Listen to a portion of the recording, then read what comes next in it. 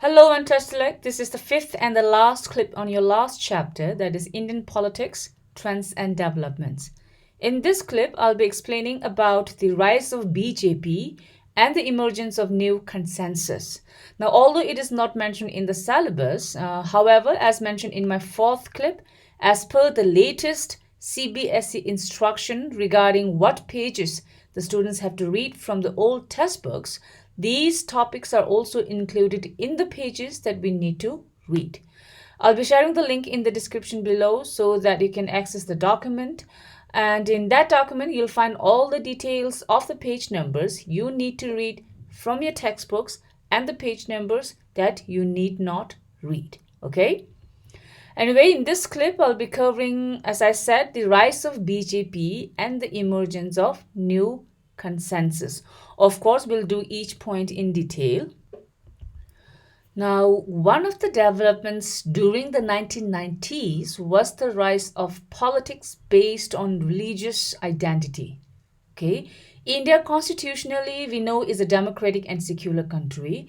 So, the rise of politics based on religious identity has often led to the debates about India's secularism and democracy. Okay, and BJP was one of the example. Now, BJP's origin lies in the Bharatiya Jana Sangh.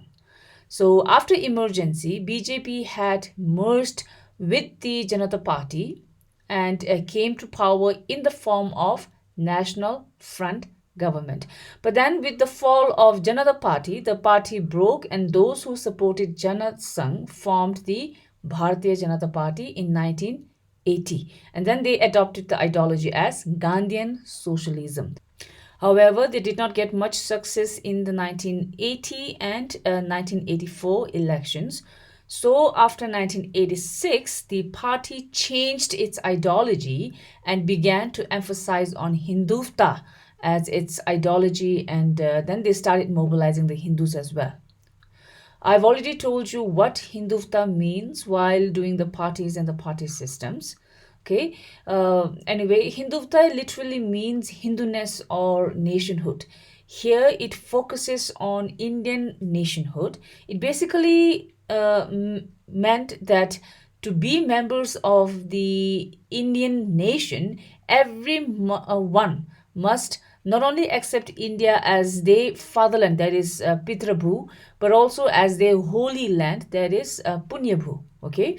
So, believers of Hindutva, they argue that a strong nation can be built only on the basis of a strong and united national culture. So, nationalism here means that all the people share some commonality. Okay. Now, two developments around 1986 became central to the politics of BJP as a Hindutva party. The first one was the Shah Bhano case in 1985.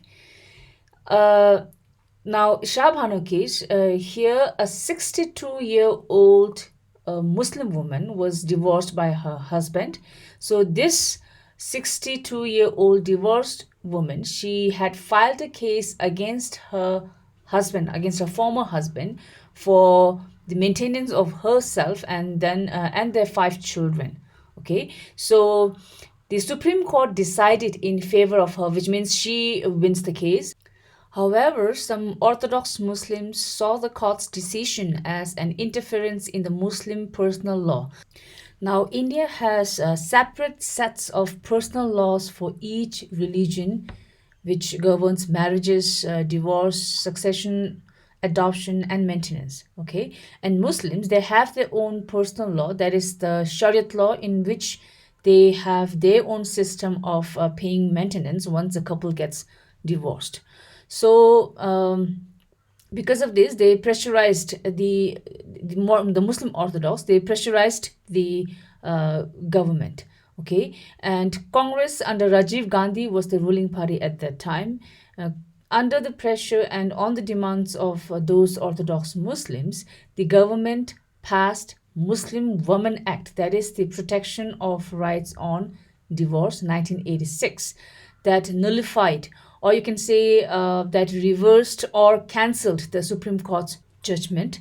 This anchored many women's organizations, especially those who were women intellectuals. Okay, so many women organization, many Muslim groups, and most of those who actually were intellectuals, they opposed it.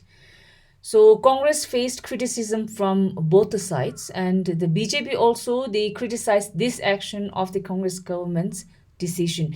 They saw it as an interference and called it as an unnecessary concession and appeasement of the minority government. They said that Congress was trying to appease the minority community. This Shah Banu case also led to a huge controversy about the extent of having different civil codes for different religions in India. That is, separate set of personal laws for each religion. Now, if you remember, while doing the BJP, I've also told you that one of the key issues of BJP is the implementation of a uniform civil code, which basically means putting an end to the separate set of personal laws for each religion. Okay. The second case is the Ayodhya dispute, which we have just completed in our previous class.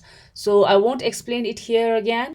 However, if you have missed the last class or have doubts, do watch the clip, the link which I'll leave in the description below. Second point is the end of Congress system. Now we know that 1989 is known as the end of Congress system. With this, we also associate this period with the rise of BJP. Let's have a look at the chart which I've taken from your textbook. This tells us about the number of seats won by BJP and the Congress from 1984. I hope you can see it clearly.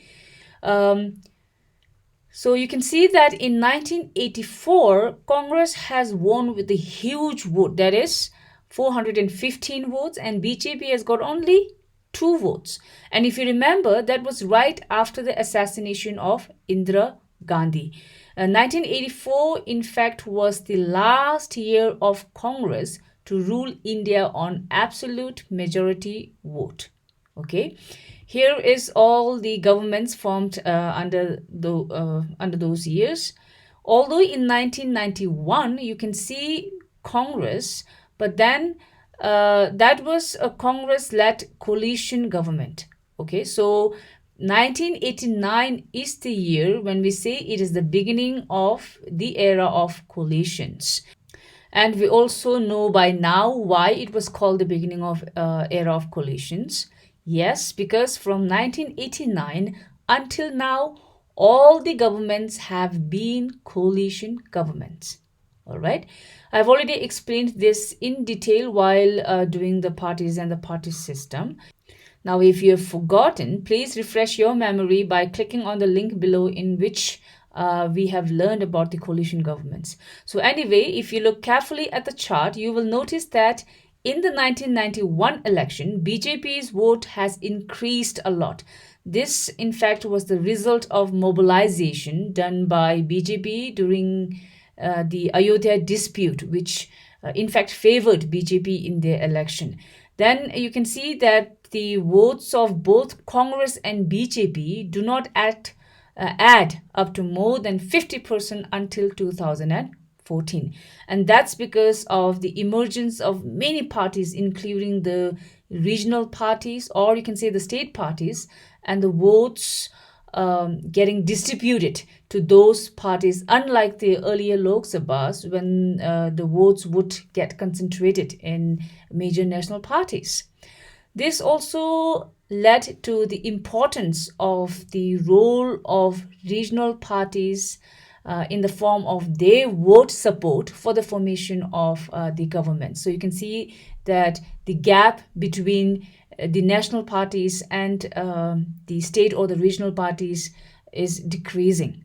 Okay, or rather you can say the importance of the state parties is increasing, and we then see a huge rise in the BJP vote in 2014 when they got 282 votes, an absolute majority, and Congress with only 44 votes, not even 10%. Okay, and this was because of the various scandals Congress was under during its term.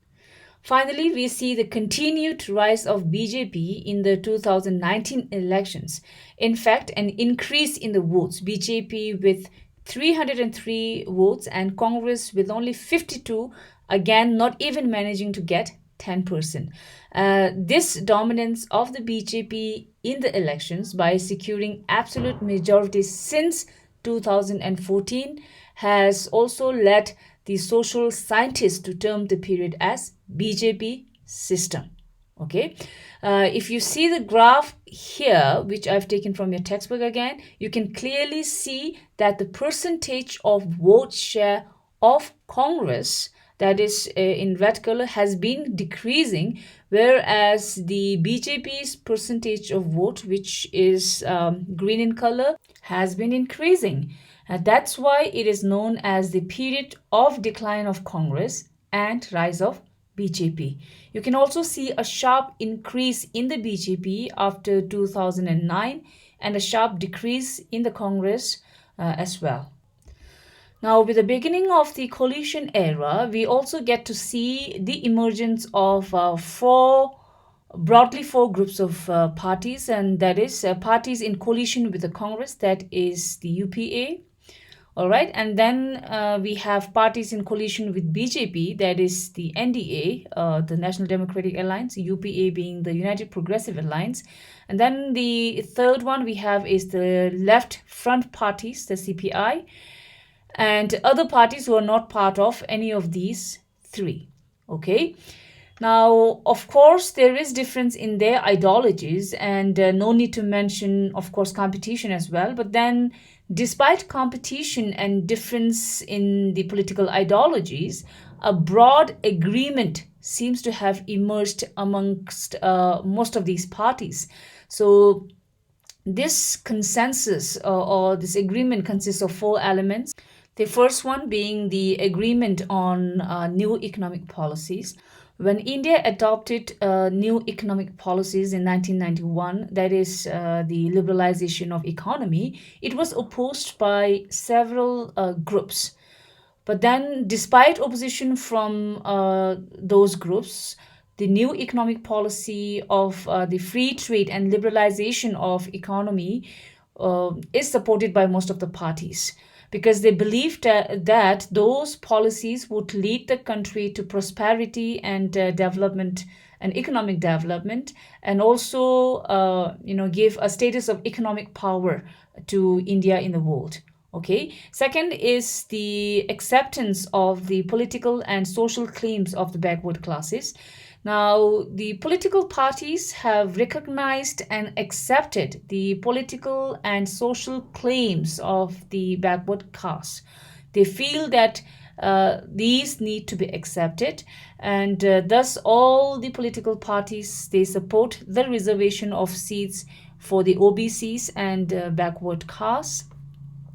They even are willing to ensure that the OBCs, they get equal share of power, education, opportunity, employment, and economic status. Then third one is the acceptance of the role of state level parties. Now, in earlier years, when there was dominance of a single party, the regional and state level parties were insignificant. All right. But now, due to change in the political system from the one party gaining majority to alliance building, especially after 1989, that is the beginning of the coalition era, the smaller parties, they started to play an important role in politics.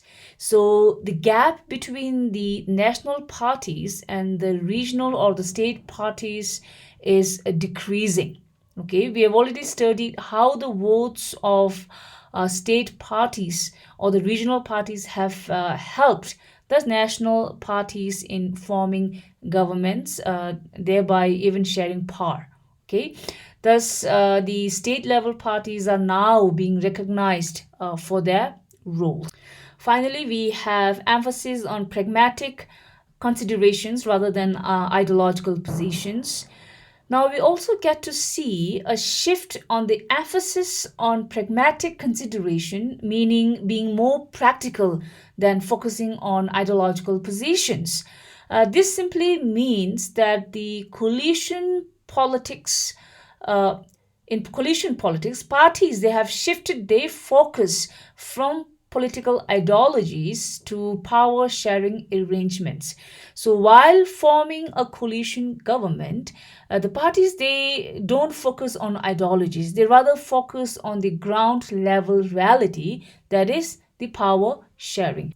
For example, if you look at the vote share of the present NDA government, which you can see in the slide, most of the political parties they do not agree with the Hindutva ideology of BJP. But still, they came together to form government and even has remained in power until now.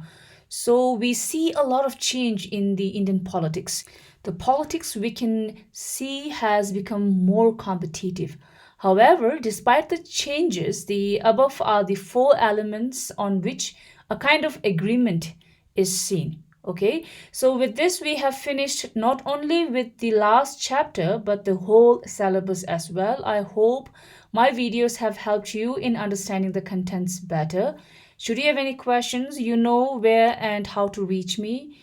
Now it's your turn to study. So study well and watch the clips again and again until you understand.